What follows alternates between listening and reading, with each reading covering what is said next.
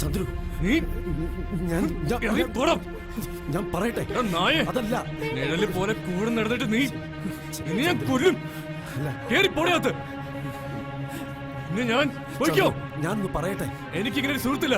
എന്റെ കണ്ണുമ്പിൽ ഇനി കണ്ടുപോകരുത്. തീർന്നു ഇല്ലെങ്കിൽ വീടുമായിട്ടുള്ള ബന്ധം.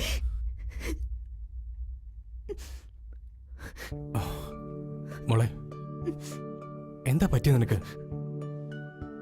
ഒരു നിമിഷം നീ ഏട്ടനെ പറ്റി ചിന്തിച്ചോ?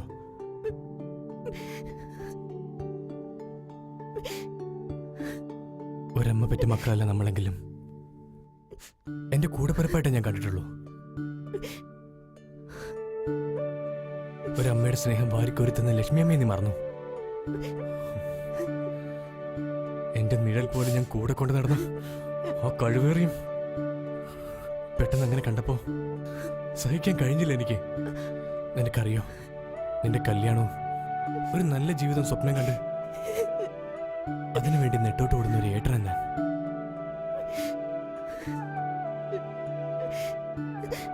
എല്ലാം എന്റെ തെറ്റാ.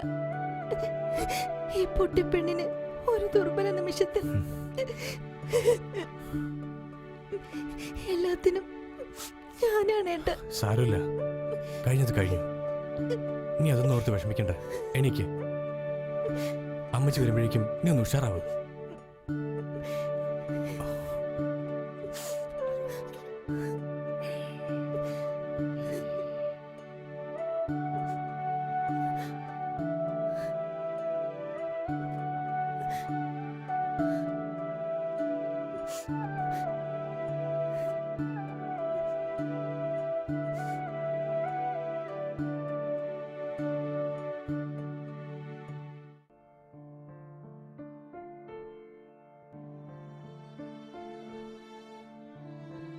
മോനെ, ഞാൻ കുറച്ചു നേരമായി ശ്രദ്ധിക്കുന്നു.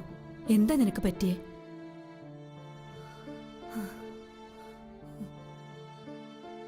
നിനക്ക് ഓർമ്മയുണ്ടോ, ഇതുപോലെ നിലാവുള്ള ഒരു രാത്രിയിൽ ചേരിയിലെ വാട്ടർ ടാങ്കിനടിയിൽ തണുത്തു വിറങ്ങലിച്ച ഒരു കുട്ടിയെ ഞാൻ എടുത്തോണ്ട് വന്നു. അന്ന് തൊട്ടിന്നു വരെ സ്വന്തം മോനായിട്ട് മാത്രമേ ഞാൻ നിന്നെ കണ്ടിട്ടുള്ളൂ. നിന്റെ മുഖം ഒന്ന് പാടിയാൽ ഈ അമ്മയ്ക്കറിയാം. എന്താ എന്റെ മോന് പറ്റിയത്? ഒന്നുമില്ലമ്മേ.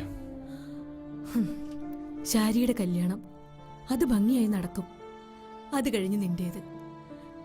പിന്നെ അമ്മയ്ക്ക് സമാധാനമായിട്ട് കണ്ണടയ്ക്കാലോ. ഒന്നുമില്ല അമ്മേ. അമ്മ ഓരോന്നോർത്ത് വെറുതെ ടെൻഷൻ അടിക്കണ്ട. അവളുടെ കല്യാണം അതിന് ഞാൻ വഴി കണ്ടിട്ടുണ്ട്.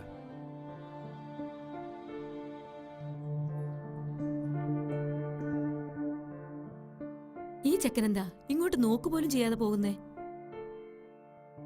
ഹലോ. എടാ, നിങ്ങൾ തമ്മിൽ എന്തെങ്കിലും പ്രശ്നമുണ്ടോ? ശരി ശരി. എടാ അമ്മേ, ഞാനിപ്പോ വരാം.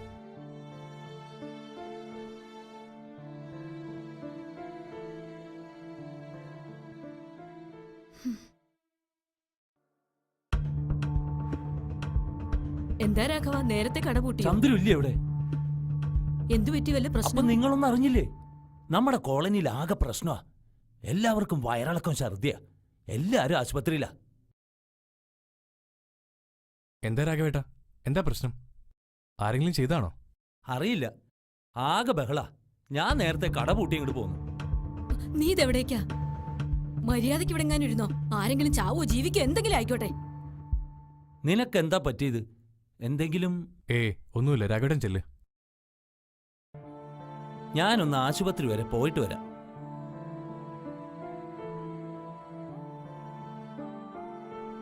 ദൈവമേ, ഇനി ഇതിന്റെ പേരിൽ ഇവിടെ എന്തൊക്കെയാണാവോ സംഭവിക്കാൻ പോകുന്നത്?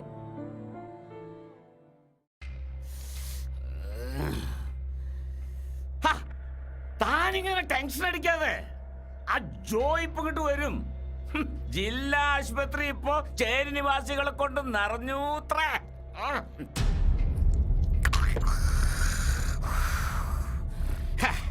എന്തൊക്കെ പ്രതീക്ഷകളായിരുന്നു.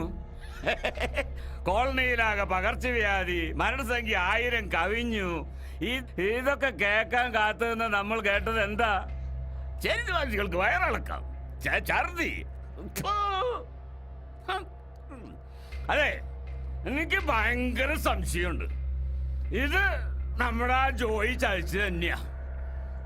എന്തൊക്കെ പറഞ്ഞാലും അവൻ ഈ ചേരിയിൽ പൊട്ടിമുളച്ചതാണല്ലോ. കൂറ് കാണിക്കാതെ മിണ്ടാതിരിക്കാവോ? ആ നാറ് ജോയി ആണെങ്കിൽ കാണാനുമില്ല.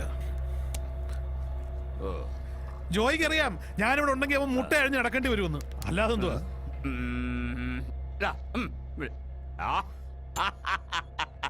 ജോയി എന്റെ ശേഖരൻ സാറേ, ഏതായാലും ചാവാൻ വിഷം കൊടുത്തു. അതിപ്പോ ഇത്തിരി കൂടിയ വിഷമായിരുന്നെങ്കിൽ ചത്തൊടുങ്ങില്ലായിരുന്നല്ലായിരുന്നു. ഇതിപ്പോ എടാ ജോയി, നിനക്ക് മസിൽ പവർ ഉണ്ട്, പക്ഷേ ഈ തലയ്ക്കകത്തെ ഒരു മണ്ണാങ്കട്ടയില്ല.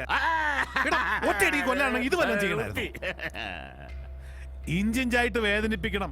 മാറാരോഗം ബാധിച്ചിട്ട് ആ ചേരി നിവാസികൾ ഓരോരുത്തരും ചേരി വിട്ടു പോകണം. അതിന് വേണ്ടിട്ടായിരുന്നു. മനസ്സിലായോടാ കഴുതേ? എടോ സുധാര സാറേ, താനുണ്ടല്ലോ ഈ മന്ത്രിക്കസേര കയറുന്ന ആൾക്കാരെ പറ്റിക്കുന്ന പോലൊരു പരിപാടി അല്ലിത്. ചിന്തിക്കണം, ചിന്തിച്ച് പ്രവർത്തിക്കണം.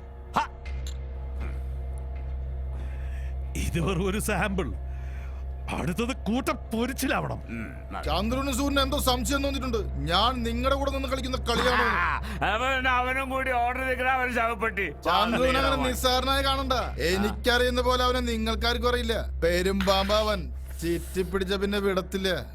ടെൻഷൻ അടിക്കാൻ വേണ്ടി പറഞ്ഞു തരടാ പോത്തെ. അതെ, ഇങ്ങനെ ഈ പേടി തോന്നിയാ പിന്നെ പേടിച്ചോണ്ടേയിരിക്കും.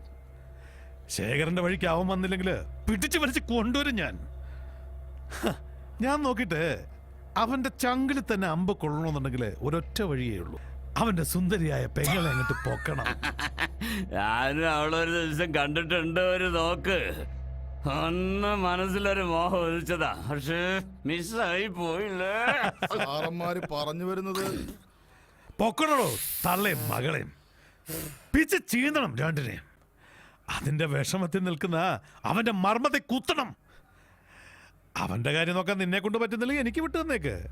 ഒരു ബുള്ളറ്റ്, ഒരൊറ്റ ബുള്ളറ്റ് മതി, എല്ലാം തീരും ഒരൊറ്റ നിമിഷം. ഞാൻ പറഞ്ഞ തമാശല്ല സാറേ. പണി അത് ചന്ദ്രനിലായാലും പോയി കൊടുക്കുന്ന ചന്ദ്രു. ഇപ്പൊ അവന്മാർ ഒതുങ്ങി കഴിയാ.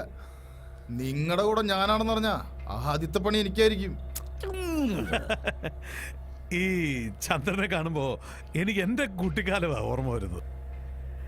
14-ാം വയസ്സിൽ സ്വന്തം അപ്പന്റെ പള്ളക്ക് കത്തി കെട്ടിയിട്ട് ഓടുമ്പോ മനസ്സിൽ കൃത്യമായ കണക്കൂട്ടലുണ്ടായിരുന്നു. ചങ്കൂറ്റം മാത്രമായിരുന്നു എന്റെ ആയുധം. വെട്ടിപ്പിടിച്ചു ഞാൻ എല്ലാം. സാറന്മാരെ, ജോയ് ചറ്റയാ, പരമ ചറ്റ. പക്ഷെ പെണ്ണ് വിഷയത്തിൽ ജോയ് എപ്പോഴും പുറകോട്ട. ജോയിയെ മോഹിപ്പിക്കാനുള്ള പെണ്ണുങ്ങളൊന്നും ഈ ഭൂമിയിൽ അവതരിച്ചിട്ടില്ല സാറേ. പക്ഷെ ഞാൻ മോഹിച്ചു പോയി ശേഖർജി. എനിക്ക് കിട്ടണം, കിട്ടേ പറ്റൂ. സാറേ, ചന്ദ്രു എടുക്ക.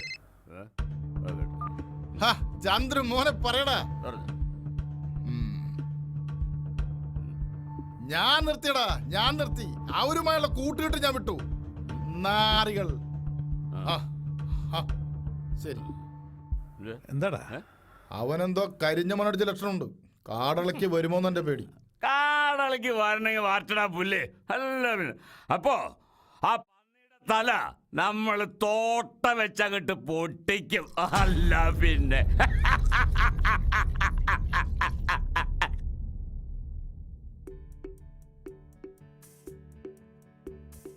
ശാരി, എൻ്റെ ജീവിതത്തിൽ ഒരു പെണ്ണുണ്ടെങ്കിൽ അത് താനായിരിക്കണമെന്ന് എനിക്ക് നിർബന്ധമുണ്ട്. പ്രകാശ്, നമ്മൾ സ്നേഹിക്കുന്നവരെക്കാൾ നമ്മളെ സ്നേഹിക്കുന്ന ആളുകളാ നമുക്ക് വലുത്.